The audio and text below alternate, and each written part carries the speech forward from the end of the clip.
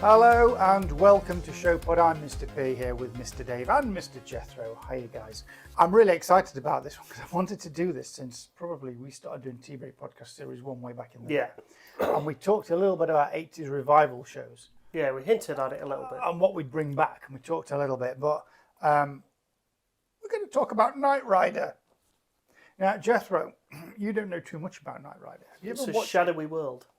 Shadowy Flight into a dangerous world? Have you ever watched KnightRider? I've seen a few episodes. Right. So you get the premise of the show. Yeah, like ages and ages ago. I remember seeing the pilot and a few others here and there when I was like, yay big. Yay big. He's seen the pilot. I think he's watched the wrong programme. It's a car, not an aeroplane.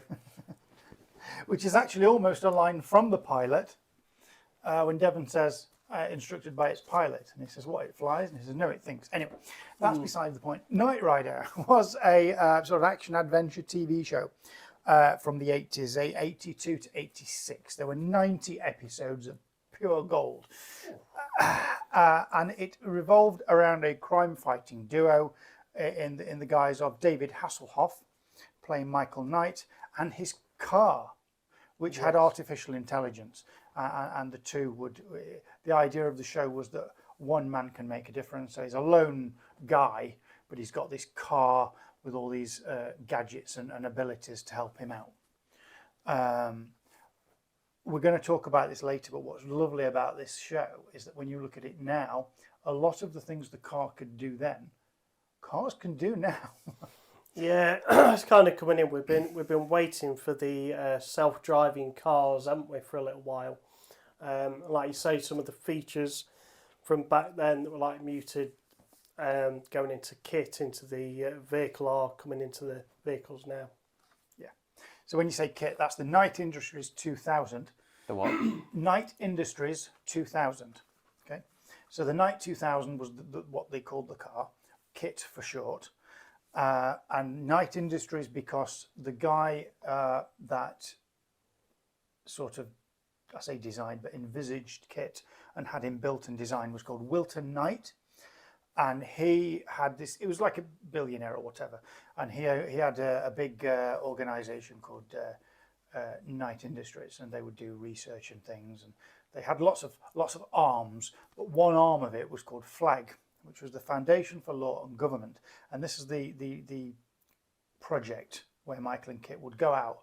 And the idea was that they could not necessarily break the law, but they could shade outside the lines a bit because they're not bound by all the rules of what the police forces are. Yeah. So they can nip undercover and do all that kind of thing. And it was kind of okay.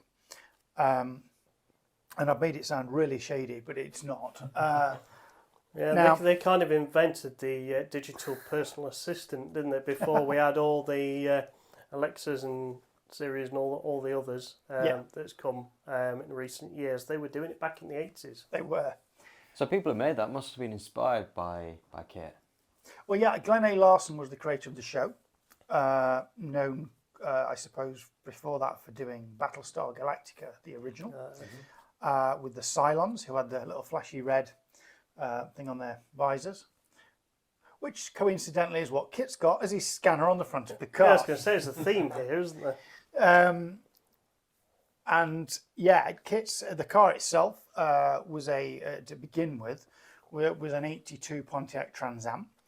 They did use a varied array of cars from 82 to 85, 86 Trans Am and Firebirds that they converted and made look the same. I'd been I wouldn't be. We'll cut that bit out. We might not. It might stay in. I would be remiss if I didn't say, we'll leave it in, it's funnier, that the studio, people are going to send me letters if I get this wrong now, aren't they? They only had 5 cars. That is to say, they only had 5 actual original cars that the studio owned. Okay, and those 5 cars, of the surviving ones, I think we know where 4 of them are. Right. don't think we know where the fifth one is, but I'd have to just quickly Google that again afterwards because I'm not sure. And So how did they lose a car? Like it's not exactly like a what happened was lost it behind the settee or something. When Pontiac were making those 82 Trans Ams, the first several off the production line went straight to the studio. They gave them to them or they bought them for the show, including the one in the pilot that you see, and most of the pilot was done. All the hero shots was done with one car. That car did survive through all the series. But what happened was they realised they were going to need more cars. But they didn't have to shop around very much because the Pontiac was making lots of them and shipping them by rail down to the showrooms. And there was a big train derailment in California. Unfortunately, because their cars on there, they have to be wrote off. So what Pontiac said was, you can have them, and I think they ended up in total with 23 cars overall. And they said, you can have all these cars, but when you finish filming, you've got to destroy them all because they can't go back on the road because they're technically write-ups. You can't drive them on the road. Which is why there's only 5 surviving cars. And it's gutting because when we got to Series 4 and they changed configuration of Kitt in Super Pursuit mode, that was made from one of the train wreck cars, so it got destroyed, so it's not going to exist anymore, which is really gutting because I'd have loved to have seen that. Yeah, I do remember seeing a few years ago there was a fan that had won a competition, or a friend of his had entered him in a competition because he was a KnightRider fan, to meet David Hasselhoff and talk about KnightRider. And on the footage from the show when they went and kind of told him that he'd won, David Hasselhoff pulled up in one of the original cars, in one of the original Kitt cars. So he managed to have easy access to one, luckily for that, to do the surprise for the fan. He did own a few, one at least, because one of them was purchased from David Hasselhoff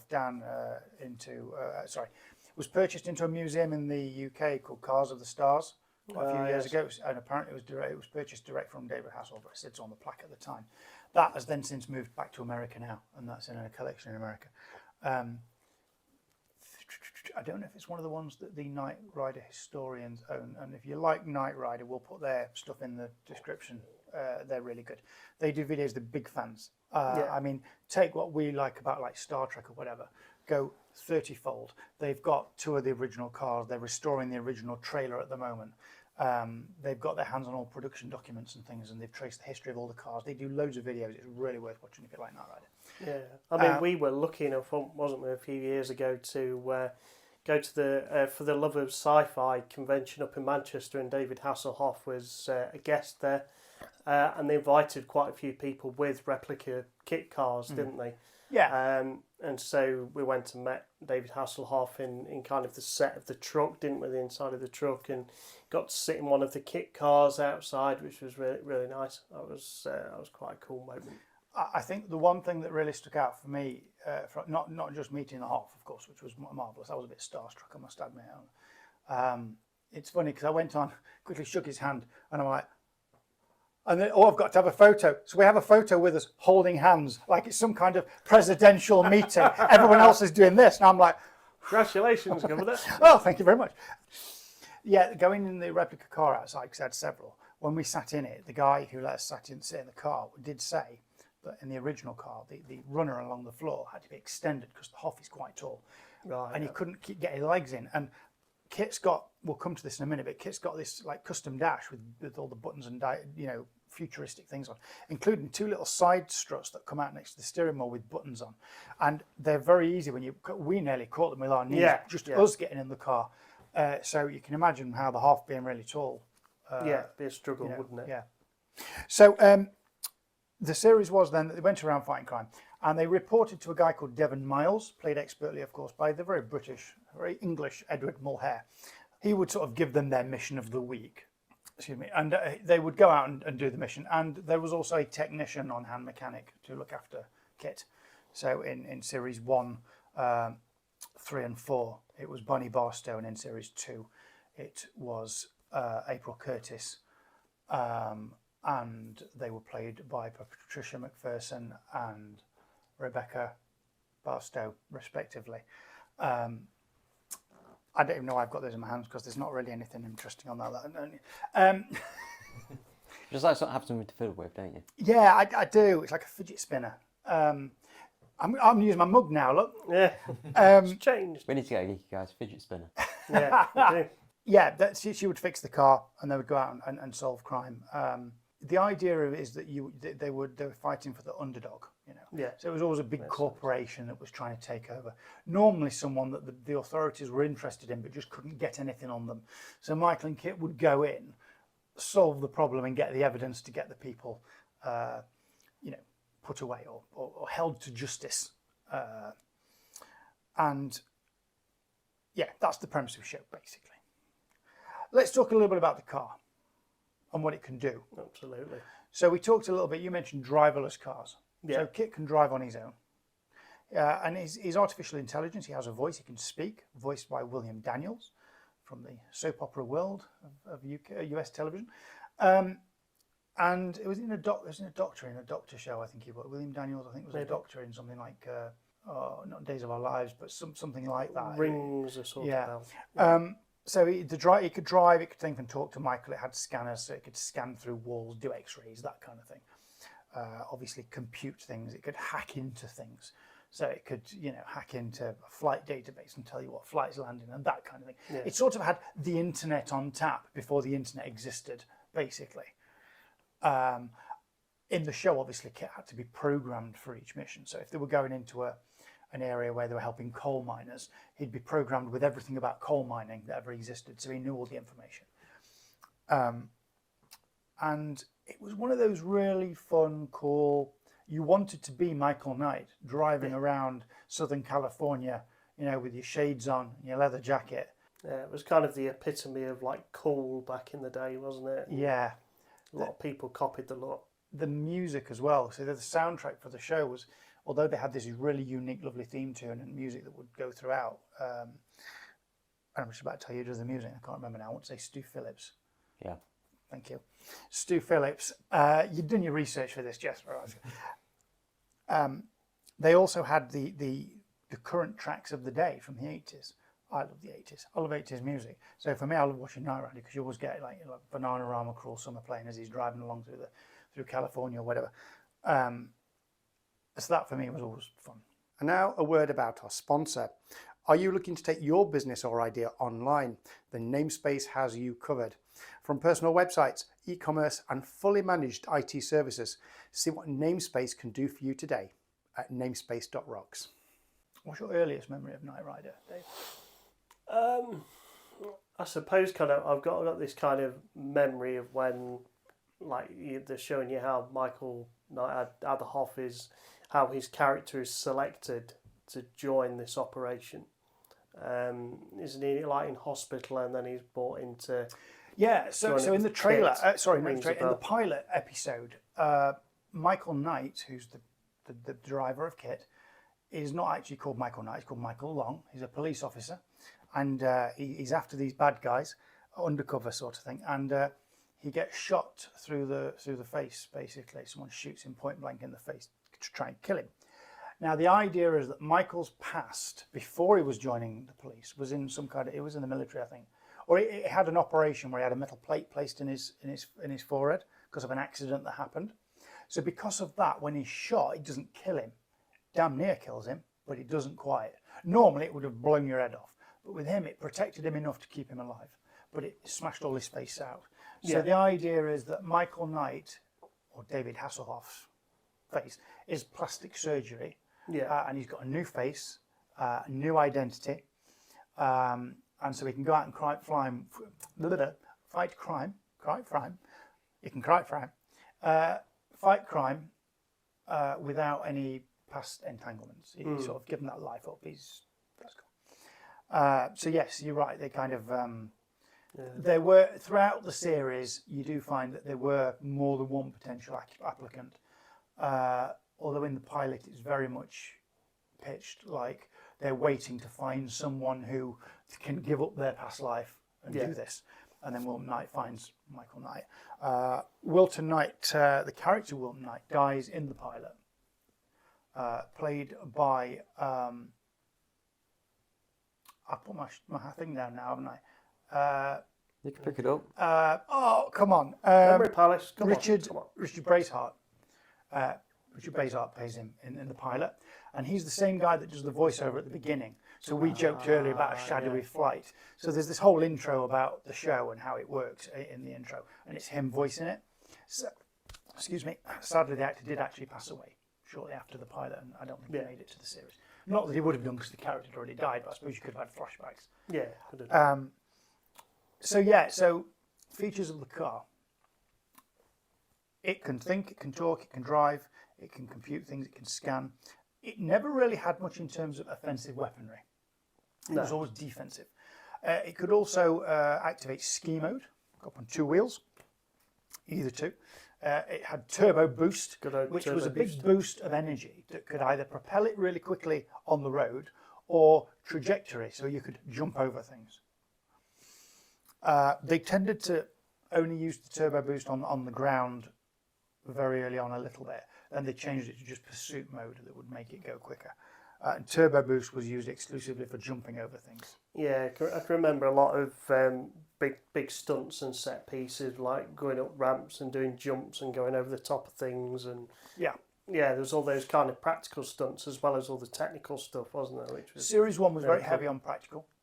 When it came to Series 2, there was a team brought in to do a lot of miniature stuff. So everything with trains, for example, was all miniatures, but they made 1/8 scale miniatures of kit, and they would do that and they would use that for jumping and landing in water and all that kind of business. They just use miniatures and model because it's just quicker and easier and cheaper. Did it look convincing? If you look back now, you can probably tell what the miniatures are if you're looking for it.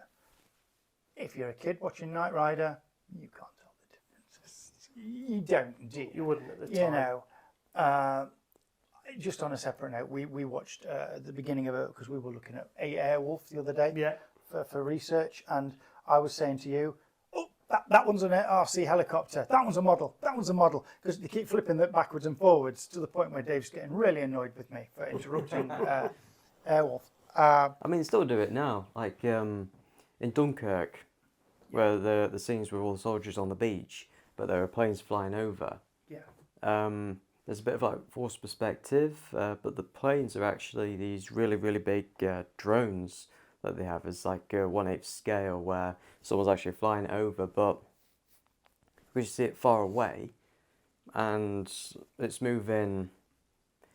Like from your perspective, it's looking like it's moving like an actual plane. It sells it, and it looks really, really good. And because it's in camera as well, that sort of has a bit of I don't know, bit of an advantage over like CGI, which, assuming if something like that were to be made today, that would be something they would use, wouldn't it? CGI. Yeah, I mean, when we talked way back in the day about the revival, which would you bring back? We're going to talk briefly about KnightRider later because they did try it, but I'd love to bring Airwolf back. Yeah. But I wouldn't want to use CGI. You can use it using drone footage or even mounting a small camera to an RC helicopter would get you some really great shots. You know, they get the driving ones where you see the side of the car as it's driving along. You get some really great shots, and you can do the RC helicopter for a lot of stunts that you could perhaps not do with an actual helicopter, and it doesn't really matter too much if it damages or drops because you just rebuild it and get another one. Yeah. But KnightRider, a lot. It was all, apart from a few miniatures, it was pretty much what you see is what you get, and you can tell when it's a proper stunt because you can see the car almost start to get destroyed as it lands, and then they cut to Michael pretending he's just landed. Of course, did this whole sort of this business in the car. Got to get the shaking right. And, that's right. Switch to one side. We said defensive. It's got all your James Bond style things, smoke out the back and oil slick, that kind of thing. Yeah. And Kitt tended to develop these things over time. They would put more in, and you'd see more things as it went on. When we got to the end of Series 3, they wanted to try and boost the ratings a bit and bring a few more people in. So what they did is they redesigned the car. Now, they didn't redesign the car as it was driving along normally. What they decided to have was a different mode. So a mode that would propel it at 40% more speed. Now bear in mind, Kitt has been seen on the Speedo to go anything up to 200 miles an hour anyway. But they said it gives him 40% more speed. and an extra braking system to handle it. So SPM, or Super Pursuit Mode, was brought out. So bits would pop out the car for like aerodynamics, and fins would come out, and turned it more into like a McLaren F1 rather than a Trans Am. And we talked earlier about the fact that car doesn't exist anymore. Yeah. And they had like one side of a car with all the rams that would come out to show you it happening, because they couldn't obviously get all that into a car. And then they would just flip the video the other way if they were doing it on the other side. And then it cut to the one that was going down the road, which was it George Barris that created the Super Pursuit Mode car. And the convertible, he also got a convertible, but he could press a button and it would take the hard top off. And yeah, they had the convertible in Series 4 as well. So, that was quite fun. It didn't really keep the ratings where it wanted to be, and it kind of finished after Series 4. But Jethro, what's your thoughts about KnightRider from what you've seen already? I mean, I've just literally spoke at you for like what seemed like hours, but... Well, admittedly my experience with KnightRider is a bit limited, but when someone mentions that, the one scene that pops into my head, I think it's in the pilot, where DavidHasselhoff is asleep in the car, but the car's like still driving and still like manoeuvring, and then a police officer drives by, sees him asleep at the wheel, Yeah. and then pulls him over, and there's a bit of that, that comedic. It's a funny scene because that's actually quite an important scene, because when Michael is first introduced to the car in the pilot, he's kind of very against having this car talk to him and drive itself, because cars don't normally do that. So there's a lovely piece when Devon takes him first out in the car and says, it's the safest, strongest car in the world, because we ought to just point out it's got a molecular bonded shell, so it's like the stuff it's made out of is pretty much almost indestructible, so bullets fly off it and things like that. But Devon activates the system where it cannot crash. So Michael's like, you're telling me whatever I do now, I can't crash this car? He's like, nope. So he's driving along, and the car's in auto cruise mode, so Kitty's driving himself. Now at this point he hasn't spoken, and they get to it, and he's like, well, we're coming up to a lorry, and Devon's kind of like, it's all right, because the car will calculate and scan the road. It will work out what the best option is, and it will choose whether to either slow down or move around the obstacle. So of course Kitt changes gear, drops a gear down, goes around the truck. To which Michael's like, whoa, what's it doing? It's like, well, it made a calculation. Well, I wanted it to slow down. He's like, well, it was probably showing off. Anyway, he's quite against the car talking to him. They have a bit of where he says, he's on his own for the first time, and he's like, let's play some music. And Kitt asks him what music he'd like. So he says, and they have a slight conversation about I'm Kitt. And he's like, no, don't talk to me. Don't give me suggestions. I just want to drive myself. And he drives off. But then Michael falls asleep while driving. So Kitt activates auto cruise mode and takes over. So Kitt's driving along all these windy roads. Michael's asleep against the window. And you're right, the police car coming the other way sees him. Turns around, follows him, is trying to wake him up. Well, of course, Michael's asleep. They even come up close, banging on the window, and he's still asleep because he's knackered at this point. Finally, they come out the bends, and Kitt's now saying, Michael, wake up, Michael. He wakes up just as they pull over, because Kitt's got to pull over. The police are trying to pull him over.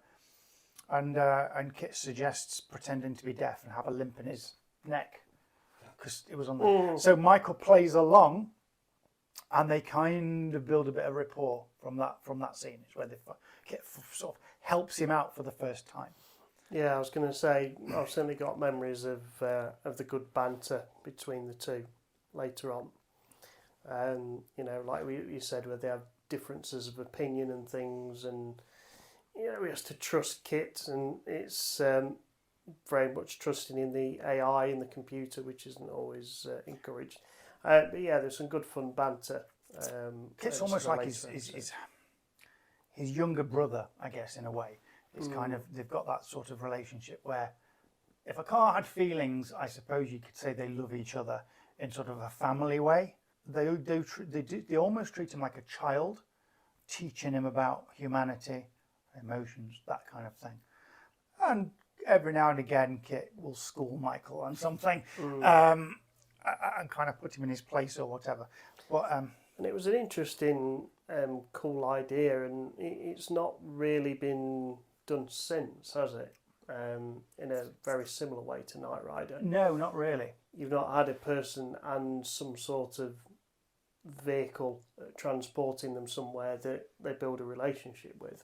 I can't really think of any other instances where they've done that. So you could kind of say you could have KnightRider again today, and it would still be quite an interesting, forward-thinking idea for a TV show. It's funny you should say that because they did try and revive it a couple of times, and we'll talk about that in a short while. But first, we're going to take a small break because it's time to quiz our minds.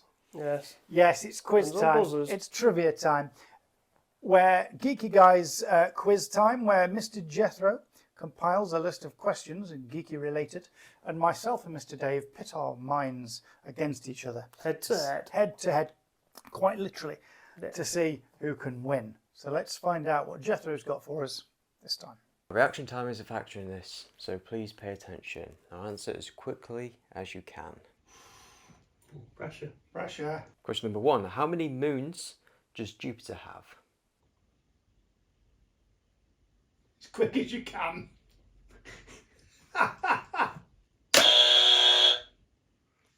I couldn't tell the difference then. 9. Oh, I was going to say 9. Well, if you answered first, do you want to revise your answer? No, I still thought it was 9, but he answered first. Now you've asked me that, though, I'm thinking I might be wrong. 7. The answer is 95. It was 9. You were slightly closer there, Dave. Yeah, on that one. I'll give very you that. slightly. Question number 2. In what year was Star Wars released in China?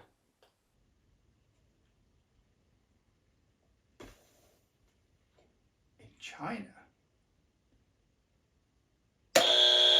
81.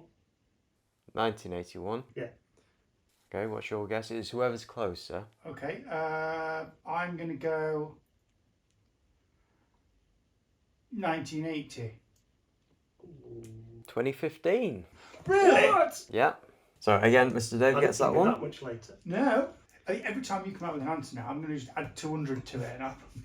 Question number 3. When you're not performing your duties, do they put you in a little box? Cells. Cells. Correct. What? Yeah, you probably wouldn't get that one. Question number 4. When was Running Man set? Oh, when was the Running Man set? Mm. Oh, God.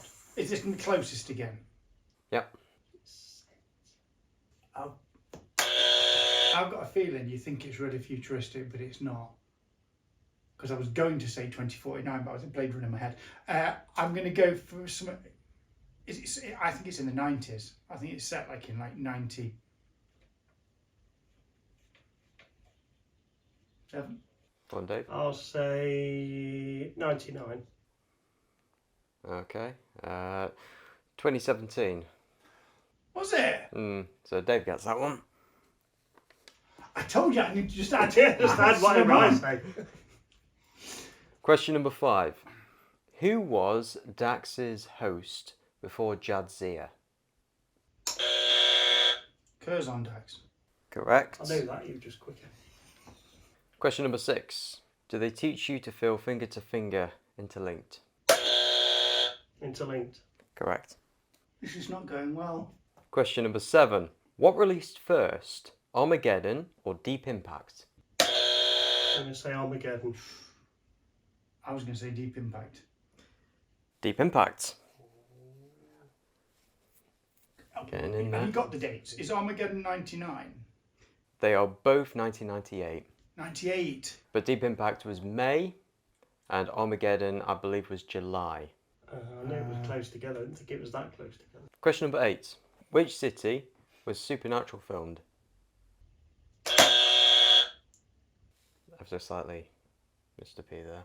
Sorry. Filmed at Vancouver. Yep. Question number 9. What was the Enterprise going to be called by Gene Roddenberry before he called it the Enterprise? Pioneer. No. Incorrect. Yorktown. Correct. Oh, nice. Oh, the memory palace had to work hard then. Oh. On what deck is the main shuttle bay in the Enterprise D? Don't look. Don't look where, Jethro. It doesn't say on there. Or if it does, it's so small I won't be able to see it. There's a plan on the wall over there. Unless Dave has eyes at the back of his head, he can't look, so... 4. Correct. Is it? Yep. I wasn't going to guess 4 anyway. In fact, it says main shuttle bay. It doesn't say what deck. To be fair, it's split between deck 3 and 4. It's like two decks high, but the main floor will be deck 4. It's happened once. I beat you on a Star Trek question. See it again after the next millennium. Well. That was close. well. That was close. Well. Not only did you win me, you got my Star Trek question that I would normally get right. You got Yes, it before I me. beat you on a Star Trek question. It's very rare that happens, but we've had an instance. Yes, I got I'll Yorktown. take the win. I got Yorktown. It took a minute, but I got there in the end. Oh, I would have had to have handed in my geeky license had I have got that wrong. To be fair, you said Pioneer, which it does sound like it. It does, doesn't it? Yeah, it's got that vibe, isn't it? I was thinking like old space program, Yeah. and for some reason I was thinking they used one of the early space program names for the original ship. But then when you said it, like, of course it Of is. course. Well, there we go. We'll continue next time with the next quiz, and we'll see how we're getting along. Yeah, it's like when the answer comes out and your brain goes, "Oh, it's here," and you go, "Well, it's no good getting it out the recycle bin now. I needed it 10 minutes ago." Oh, it's like when you walk into a room and you're like, "What did I come in here for?" And your brain says, "I'm not telling you." And you go, "Fine." You go to the next room and it says, "You left your keys on the table." Oh, you little. I find when I do that, I have to like go backwards to where I was before. That means like, I've just come downstairs. I need to go back upstairs to remember why I came down here. And as soon as I get upstairs, it clicks. It clicks. I'm only laughing because I'm so glad that you said that, because it's just not an age thing, is it? No, At all. no. The amount of times we've said something, oh, what was I going to say? No, go back. What did we say? We said this. We mentioned that. That's it. I wanted to say, and it's normally something completely unrelated, but it's just going through that memory journey. Anyway, speaking of memory journeys, we're going to go back in time now. Well, we're not literally going to go back in time. That's Doctor Who. That's another episode altogether. We're going to go back now because they actually did do in the 90s kind of a revival, but it was called Team KnightRider, and they had like a whole team of cars. There was a pickup truck, and so that's the only one I remember. That's how good the series was. I'm not going to pan the series, but it didn't run very long. No, it didn't. Because they went so far off the premise of what KnightRider was, and it was cool to try and expand the universe, but this is not something where you need to do that. It sounds like the Avengers of KnightRider. Yeah, but with the Avengers it kind of worked because they were all different. If you had the A-Team van, Airwolf and KnightRider all fighting crime together, great. That's the Avengers. But if you had like 16 versions of Thor running around, all right, some people would like that. But do you get what I'm saying? Yeah. Yeah, it's like you say, got too far away from the premise. Instead of being one man, One in the man car, can make a difference. Yeah. one man can make a difference. The underdog fighting crime. It was like a fleet of cars all with the same vehicles, I should say, all with the same technology in. And it kind of alienated the old audience and also made any new audience kind of didn't give them a good entry point to it, because that maybe a lot of the audience that were switching on then might not have been as familiar with the older series, and I just think they approached it in slightly the wrong way. Yeah. They did try and rectify this, however, back in 2009 when the new series came out of KnightRider. The pilot happened, which showed promise. David Hasselhoff came back, handed the reins over to the next person down. And it was a new car. It was a Shelby Ford Mustang GT500 in black. It was beautiful. It was auctioned off, actually. A fan owns it now. Someone owns it. It was auctioned off and someone bought it. So whoever's got that car is very, very lucky. Yeah. It was a GT500, but they took the full Shelby engine out and replaced it with 1.6 petrol. Just for some reason for shooting. Don't know why. Yeah, I think it's a very sort of good series to do for now, isn't it? Like we've said before, with the controversy with AI and technology, you know, it kind of could be a series for now. It doesn't feel outdated. It's still seems a fairly new, modern idea still, even though it's like 30 plus years now. Conversations are still being had. Yeah. Yeah. Oh, we said right at the beginning of this that a lot of the stuff the car could do then could probably do now. Yeah, plus more. Forget the jumping and things, but the AI to a point, certainly the connectivity of the car to devices, the computing power, certainly. Like you mentioned about getting all the information about one particular subject just before the mission. Yeah. I mean, if you connect to the internet, you don't need this that. is it. You can literally just download it straight away within a few seconds, couldn't it? Before They had mission video there. calls on the screen. We do that now with phones, you know, and iPads. Watches, that could happen. iPads, the lot, yeah. It's a lot of it you could possibly do. Yeah, and I think, like we said, you don't want to put too much in there. It's still got to be believable. It's still got to be using things because they're useful, not just because they look good or they look cool. People see through to a certain extent, but I think too much people see through it sometimes. Think, yeah, it's a bit crap or that don't quite work. But yeah, they could definitely do it. They could definitely do a new KnightRider and get it right. I think. Definitely. I think so. I mean, one letdown for the 2009 series was it was at the time when like Transformers was big, so they made the car able to like transform into like a robot almost, which is hilarious. And I just want to point this out because you'll like this, Dave. They made the car transform into a robot, and it almost ended up looking like a transformer, right? With the guy inside controlling it. Fun fact. Not only in the 2009 series, they had a car version of Kitt. Now, I haven't mentioned this yet, but in the original series, there was an evil version of Kitt called Car, Karr, Knight Automated Roving Robot, voiced by Peter Cullen. Right. And in the 2009, he came back and voiced Car again. Right. So Peter Cullen, of course, known for voicing Optimus Prime in Transformers. How much of a link do you want? Yeah, they've linked that very well there, haven't they? And they kind of did that similar kind of thing, but a bit different with Pacific Rim, didn't they? With the big robots with humans inside controlling them, with the, you know, the big robotic exoskeletons and stuff. But yeah, it's not for KnightRider. I should just point out when I say evil. It's not like Wario and. No, evil in terms because it's a computer. The idea was that. Later on in the series, they decided to almost backstory the fact that they tried it originally with a different car.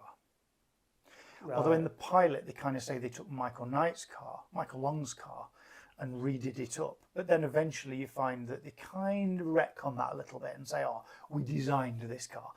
And Car was the first version of Kitt, but whereas Kitt's primary mission is the first directive, the prime directive, you might say, is the preservation of human life. Yeah. Whereas Car's was self-preservation. Right. Slightly different. So slightly different directive. He would do anything to protect himself, even if it means driving through a playground full of children. Whereas Kitt would rather get himself destroyed rather than hurt anybody.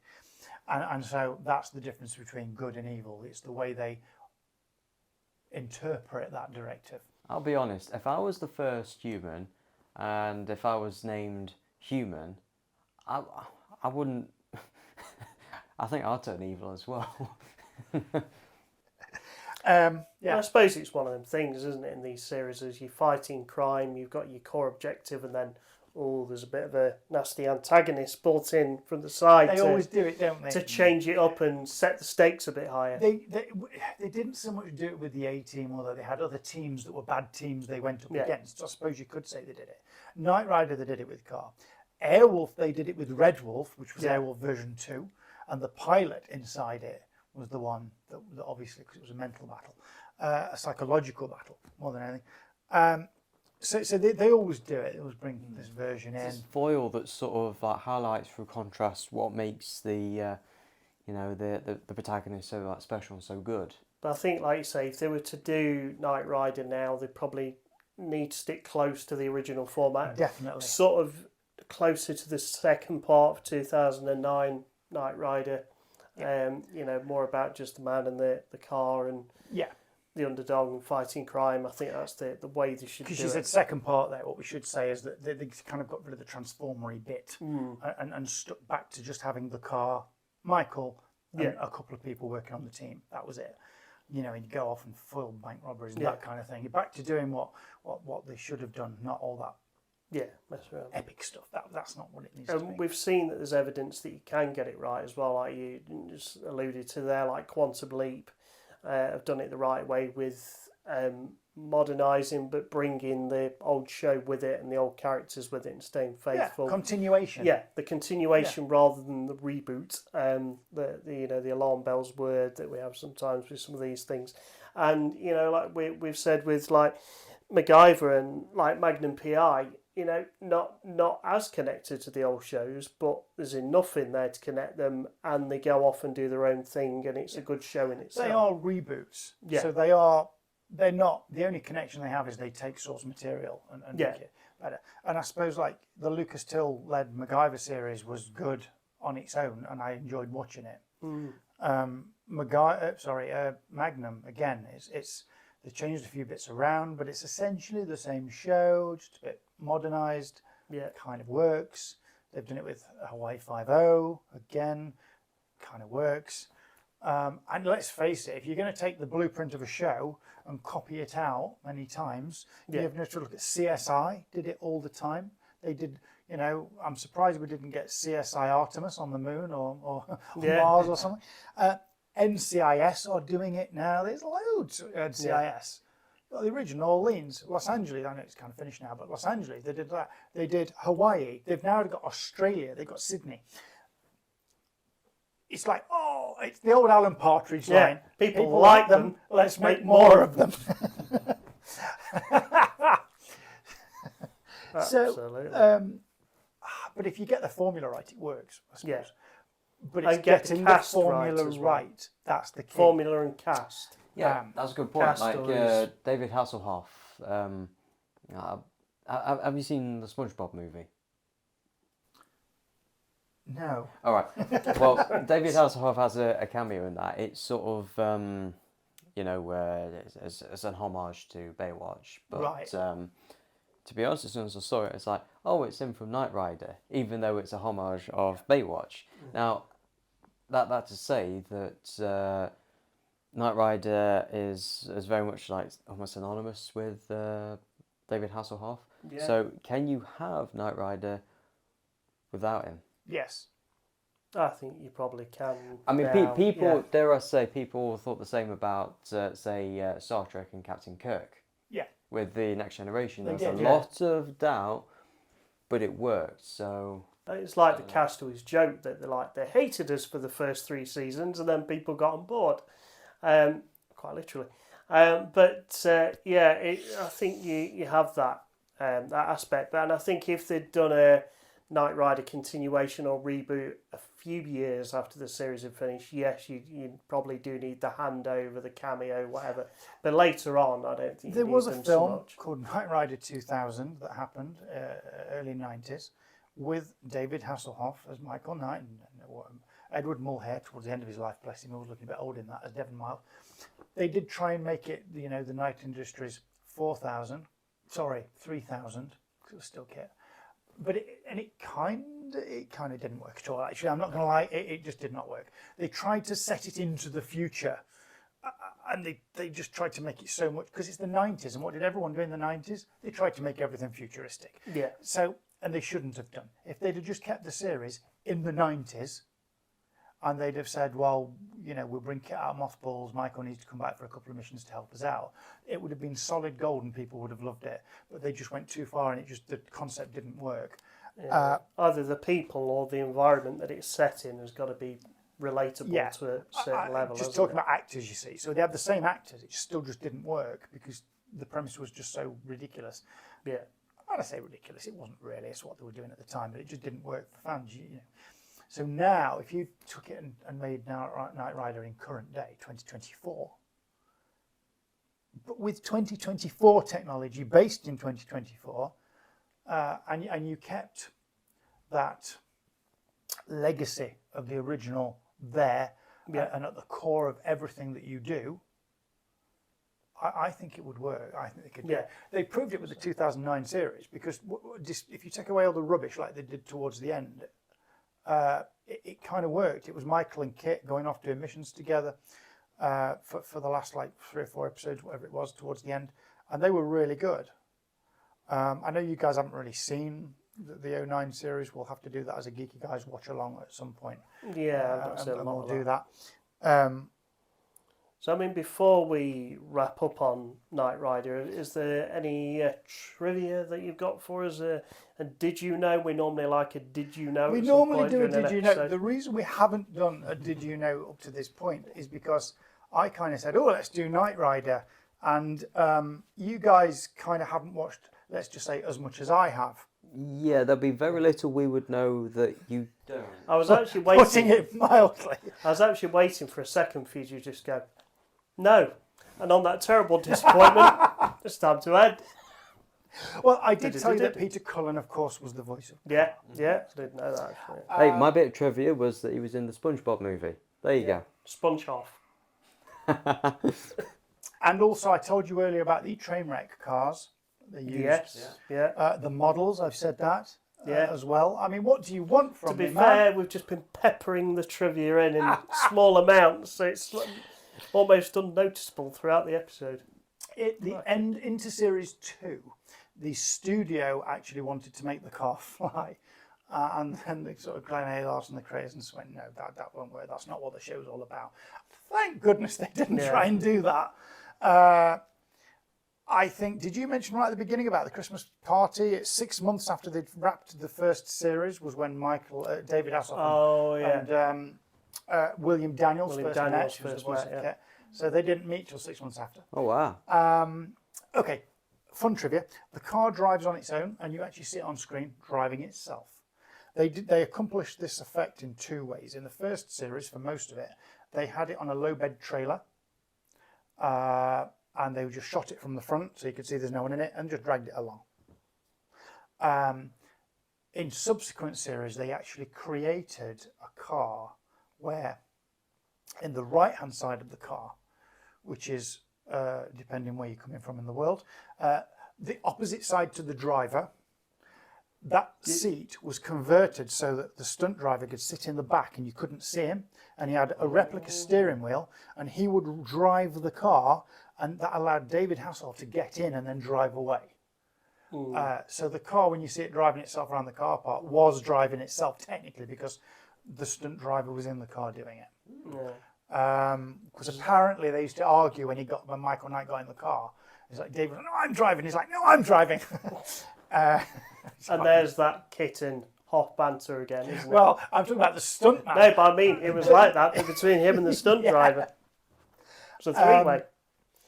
In the show, when you see the dashboard light up and all the lights come on, that was actually on the soundstage. They had the insert dash on the soundstage that they did all that on. The one in the car never did anything anyway. Oh. And again, I mentioned this right at the beginning, and I'll plug it again. KnightRider historians, if you go and watch all their videos, they will tell you which dash went in what car. They will tell you that insert dash got put into that car after the show and was finished, and that one went touring, and they know all about them all. Yeah, absolutely. They will also tell you the hero car for Series 1 became like one of the stunt cars for Series 3. Or the self-drive car for Series 3. And then one of the stand-in cars for Series 2 was then polished up and made the hero car for Series 3 and things like that. So they know all about all the history of all the cars. And it's quite funny to come back to that bit of trivia you was on about where, you know, they only met at a Christmas party 6 months later to speak face to face. It's kind of funny how kind of Hollywood and kind of the Hollywood of the North in Canada hasn't changed. Because we did an interview a while back on another show with Tasman McDonough, who was the voice of the computer in Killjoys. Yeah. And she hadn't met the rest of the cast face to face till ages later, like across the road visiting the studios. You know, so it's still the same now. They don't necessarily all come together for Straight into a read-throughs. sound booth, you do your lines, you go home, that's it, and it's all the other principal photography is done. Yeah, you just assume it's one big party and they're all together and they see each other all the time, but they don't. All the time. They just don't. So yeah, I mean that's all the button pushes and stuff you see is all done on that dash on the sound stage. I mean, it makes sense. Like, imagine all the wiring and that. Well, they did. I mean, they did put that dash back into the car when it went on display, and they wired it in such a way that it all lit up and all the things would move and things just so you could sit in it. Oh yeah, but nowadays you've got like smaller LED lights, which you could probably like do it a lot easier now. There's a lot of than you could do replica back then. companies that actually make the dashes and the circuitry and the electronics, and it's all LEDs. So they will make replica dashes for you, and they all work and they're all singing, all dancing. You could even certain companies, I don't know if they still do it, but Mark's Custom Kits down in Florida used to do a turnkey car where they would source the car, they would make it for you. I don't think they do that anymore, but they certainly still sell bits. But that's just one of our umpteen places online that you can buy stuff for cars to make your own. The beauty about the historians is that they're dealing with original pieces. So they've got a lot of original pieces from cars, and original cars, two of, that are in one in a museum in California you can actually go and see, in the Peterson Museum in LA. But anyway, I digress. So yes, is that enough trivia for you? Yeah. Yeah, I think so. Oh God, thank you very much. Acceptable. I'm getting a Dave. sore throat. God now. for that. Yes, well, thank you so much for joining us, or at least joining me, as I've been talking at these guys for the last hour about KnightRider. Yeah, you can certainly tell that you are the main KnightRider person in the room here. Yeah.